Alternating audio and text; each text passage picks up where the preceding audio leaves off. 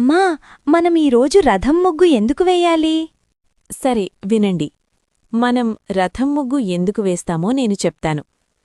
చాలా కాలం క్రితం బలిచక్రవర్తి అంటే మహాబలి అనే ఒక గొప్ప రాజు ఉండేవాడు. ఆయన రాజ్యంలో ప్రజలు చాలా సంతోషంగా జీవించేవారు.